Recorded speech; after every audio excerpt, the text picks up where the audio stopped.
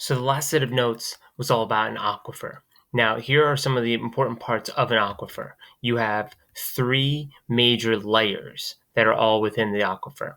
So we're going to start from the top and work our way down to the bottom. And I'd actually like for you to write it in that order in your notes so that you can kind of memorize it like that. So it starts at the top, and then here's the middle layer, and then here's the bottom. So we're going to start with the unsaturated zone at the top. It's a layer above the water table. It's made up of rock and soil, so it'll be right over here, rock and soil, and it's not completely filled up with water. It's often referred to as the zone of aeration because aeration, think of like air.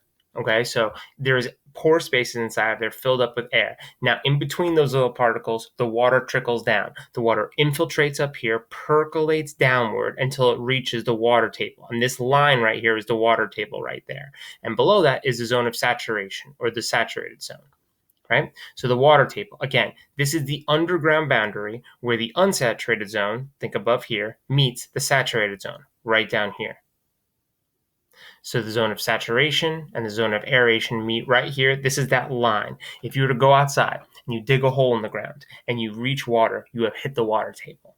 That's just one way to think about where the water table is. And it should be roughly even, but if it's flowing downward, it will flow down this way, and it flows really slowly underground. So that's why the water table may be on an angle as it comes down. Yeah. All right, and then finally we have the saturated zone. It's the space in the soil below the water table in which all the pores completely filled up with water. So think of it like a sponge. You can have a sponge, a dry sponge, right? You can have a sponge that has some water inside of it, right? That could be like this zone up here that has some water inside of it, right? But a sponge that is so completely filled up with water that the water is just pouring out of it and it can't possibly hold on to any more water inside of it, that is like the saturated zone way down here. Right? So again, just to take a look at it right here, you have your unsaturated zone is at the top. This line would be called the water table. And then underneath that, we have the saturated zone, completely filled up with groundwater. Again, the saturated zone is both porous and permeable. This has to be as well too, up here actually. But the water trickles down over here. The water table can rise up or it could go back down. So if you dig a well over here and you pull up water, the water table is just going to lower, right? And after it rains, this is like the recharge zone at the top, it'll just rise up and it'll come back up afterwards.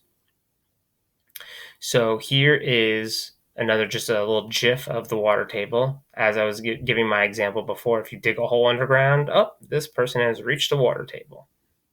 The highest spot that if you dug that far underground, it would fill up with groundwater.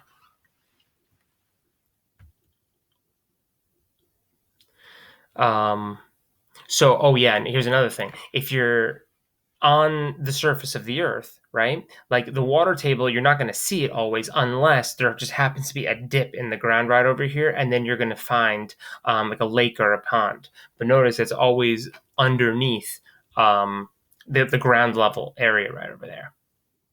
So there's like really, like if you see a lake or a pond, you might think that that's all the water, but that's just all the water that's accessible to you. You can see that the water table line extends way beyond where that pond or the lake is, and it's filled up with water, and all that water could be drinkable or good too, potentially.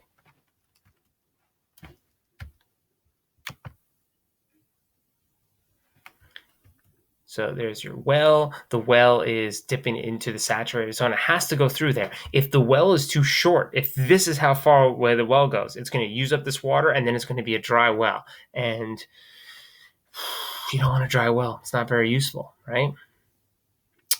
So, well, we come to our final definition, which is a well. It's a man-made hole. It's dug below the water table, and it fills with groundwater.